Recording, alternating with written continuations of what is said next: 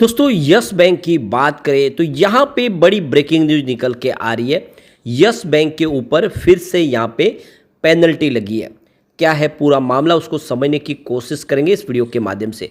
लगातार इससे पहले भी कुछ पेनल्टी लगी है और कुछ निपटारे भी किए गए। अब इसके अलावा यस बैंक के लिए जो सबसे बड़ी प्रॉब्लम है कि जैसे एक बार रिजल्ट डिक्लेयर होता है उसके बाद में ब्रोकरेज हाउस एक के बाद एक निकल के आते हैं और बहुत ज़बरदस्त सेल के टारगेट देते हैं, जिससे गिरावट का माहौल बनता है। अब इस लिस्ट में आईसीआईसीआई सिक्योरिटीज भी शामिल हो चुका है, उन्होंने भी यहाँ पे सेल का टारगेट दे दिया है। इससे पहले ऑलरेडी 2 सेल के टारगेट आ चुके हैं, तो ये हर बार होता है, ये पहली बार नहीं है। और इससे देखें तो जो रिटेल इन्वेस्टर है उनकी हिम्मत जवाब दे जाती है और वो फिर यहाँ पे रिटेल में माल बिकवाली शुरू करते हो, जिससे प्राइस नीचे आ जाती है। और ये जो डील हुई है उसमें तो ये कुछ और चौंकाने वाले आंकड़े निकल कर आए। इस गिरावट का फ़ायदा उठा के किसी ने जम के खरीदारी की है, तो क्या है वो आंकड़े के इशारे, उसको भी समझेंगे इस वीडियो के माध्यम से। और क्या इस समय हमें गिरावट का फ़ायदा उठा के यस बैंक में इन्वेस्टमेंट करना चाहिए। लेकिन फ्रेंड, उससे पहले अगर आप पहली बार हमारे चैनल पे आए तो चैनल को सब्सक्राइब कर दीजिए, एक बेल आइकॉन दबा दीजिए ताकि जब भी नया वीडियो बने पहला नोटिफिकेशन आपको मिले। वीडियो पसंद आए तो लाइक से जरूर कीजिए। चलो फ्रेंड्स, वीडियो स्टार्ट करते हैं। मैं हूँ आपका दोस्त एस.बी. दवे और हमारे अपने चैनल ऑनलाइन कमाई में आपका बहुत बहुत स्वागत है। तो सबसे पहले यस बैंक के कारोबार की बात कर ले तो आप देख सकते हो कि कल काफ़ी बड़ी गिरावट देखने को मिली। स्टॉक की क्लोजिंग 26.17 के आसपास रही, जहाँ पे 3.47% की गिरावट देखने को मिली।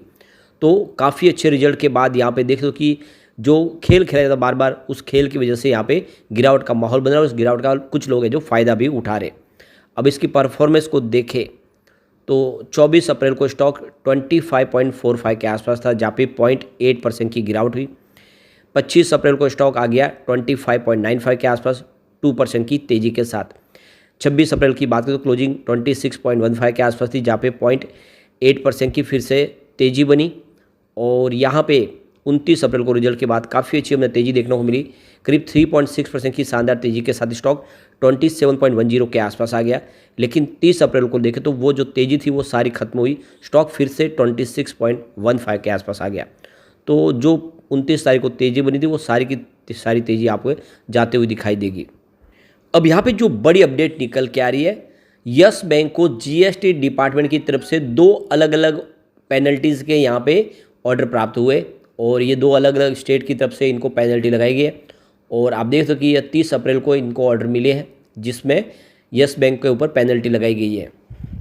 तो ये जो पेनल्टी लगी है यस बैंक पे, यह जीएसटी डिपार्टमेंट ऑफ मणिपुर और जीएसटी डिपार्टमेंट ऑफ पंजाब की तरफ से, 2 अलग अलग स्टेट की तरफ से इनके जीएसटी की पेनल्टी लगी है। तो 30 अप्रैल 2024 को इनको ये ऑर्डर प्राप्त हुए।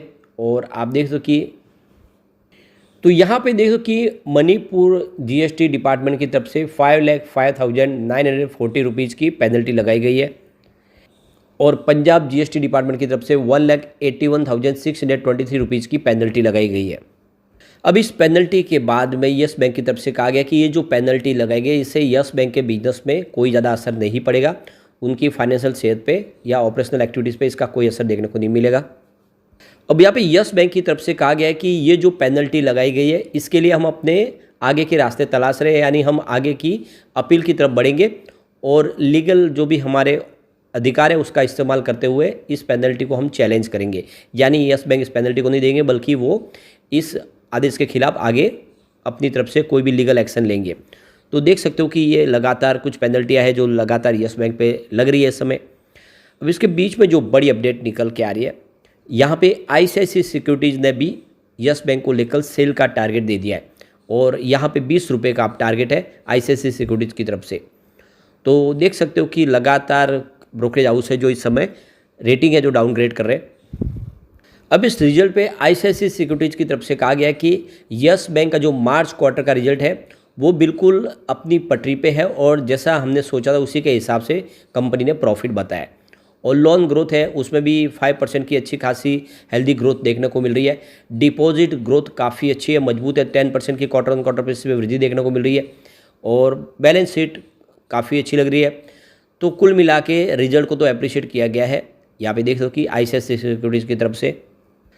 अब यहाँ पे आईसीआईसीआई सिक्योरिटीज़ की तरफ से यहाँ पे कुछ दिखाया है, जो प्रॉब्लम उनको दिख रही तो वो है आरओए की, और देख दो कि इसमें बर्डन दिखाई दे रहा है इसके अलावा एसेट क्वालिटी में उतना अभी सुधार नहीं है और जिसमें इम्प्रूवमेंट उतनी नहीं है, तो उनके हिसाब से देखें तो अभी भी कमजोरी है यस बैंक के कारोबार में। वैल्यूशन लेकर उनको भी ये लग रहा है कि इसकी वैल्यूशन भी हाई है, तो यहाँ पे टारगेट दिया है 20 रुपये का, लेकिन अभी ये अच्छी बात ये है कि 17 रुपये का टारगेट था, उसको बढ़ा के 20 कर दिया है।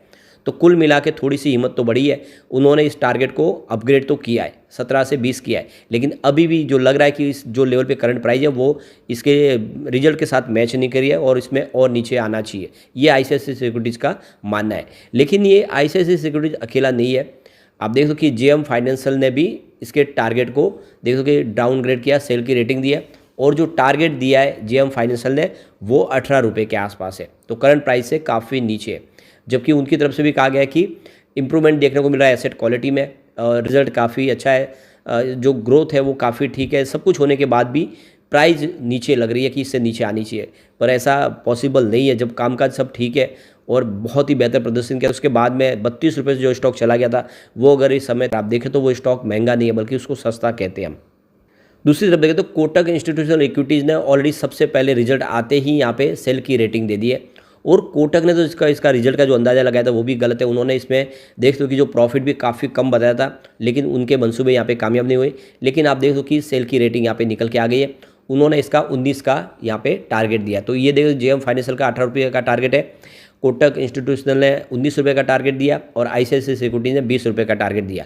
तो लगभग एक जैसे टारगेट है, लेकिन सब 20 रुपये से नीचे है और हर कोई चाहता है कि इसकी प्राइस एक बार तो 20 रुपये से नीचे आ जाए, क्योंकि अगर 20 रुपये से नीचे स्टॉक आ जाता है तो इसमें गिरावट बढ़ जाएगी और ये फिर स्टॉक एक बार फिर से 16-17 की रेंज में आ सकता है। और हर कोई यही चाहता है कि यस बैंक की प्राइस इस समय नीचे रहे ताकि वो इसमें खरीदारी कर सके, बड़े पैमाने पर खरीदारी करना चाहते हैं और इसीलिए जानबूझ के ऐसा किया जा रहा है।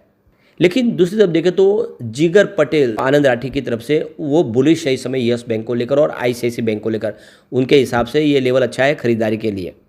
तो आनंद राठी के जिगर पटेल ने यहाँ पे ICICI बैंक के लिए 1280 का टारगेट दिया है और इसमें निवेश की सलाह दी है। दूसरी तरफ देखें तो यहाँ पे यस बैंक को लेकर वो बुलिश है और उनके हिसाब से यस बैंक ने काफ़ी सिग्निफिकेंट डेवलपमेंट किया है। लॉन्ग टर्म के हिसाब से देखें तो जो टेक्निकल चार्ट है वो भी बुलिश दिखाई दे रहे हैं और खरीदारी इसमें करनी चाहिए। तो देख सकते हो कि 3 ब्रोकरेज हाउस यहाँ पे इसको लेकर सेल के टारगेट दे रहे हैं, लेकिन एक तरफ से देखें तो आनंद राठी इसको लेकर बुलिश है और वो यहाँ पे अच्छे टारगेट दे रहे। तो आनंद राठी इसको 8 से 12 महीने के लिए खरीदारी करने की सलाह दे रहे हैं और इसमें आपको 19 रुपये का स्टॉप लॉस लगा देना है और यहाँ पे आने वाले समय में नहीं, साल भर इसको अगर आप होल्ड करते हो ये 41 तक भी जा सकता है, नहीं 41 के टारगेट तक जाने की संभावना दिखाई दे रही है, यह आनंद राठी का कहना है। अब चलते कुछ बड़ी डील की तरफ। तो सुबह 9:15 पर 26.95 की प्राइस से 47,20,000 शेयरों की बम्पर खरीदारी हुई। फिर 9:15 पर उसी समय 26.85 की प्राइस से 31,79,000 शेयरों की एक बिकवाली हुई। तो उसके बाद 9:47 पर 26.70 की प्राइस से 41,17,000 शेयरों की एक शानदार खरीदारी फिर से हुई। फिर 9:57 पर 26.50 की प्राइस से 47,51,000 शेयरों की एक बिकवाली हुई। तो फिर 12:40 पर 26.55 की प्राइस से 34,11,000 शेयरों की एक शानदार खरीदारी हुई। फिर 12:57 पर 26.60 की प्राइस से 37,50,000 शेयरों की फिर से बिकवाली हुई और उसके बाद 2:56 पर 26.30 की प्राइस से 54,52,000 शेयरों की एक बड़ी बिकवाली हुई। तो ये क्लियरली समझ सकते हो कि भले ही स्टॉक के अंदर बड़ी गिरावट हुई हो, लेकिन काफ़ी अच्छी खरीदारी हुई। जितनी बड़ी बिकवाली की डील है उतनी शानदार खरीदारी की डील भी है, यानी किसी बड़े फंड हाउस ने इस गिरावट का फायदा उठा के शानदार खरीदारी की है, जो इशारा है कि स्टॉक में फिर से एक तेजी का दौर शुरू होगा। ऐसे में ये अच्छा मौका है, डीप में जितना मिले खरीदारी करनी चाहिए। आने वाले समय यस बैंक आपको मालामाल कर देगा। लेकिन फ्रेंड, कोई भी इन्वेस्टमेंट करने से पहले अपने फाइनेंशियल एडवाइजर्स बड़े ले ले या अपना खुद का रिसर्च करें, क्योंकि मैंने वीडियो आपके एजुकेशनल पर्पज़ के लिए ही बनाया। वीडियो पसंद आए तो लाइक से जरूर कीजिए और चैनल को सब्सक्राइब कर दीजिए। Thank you friend.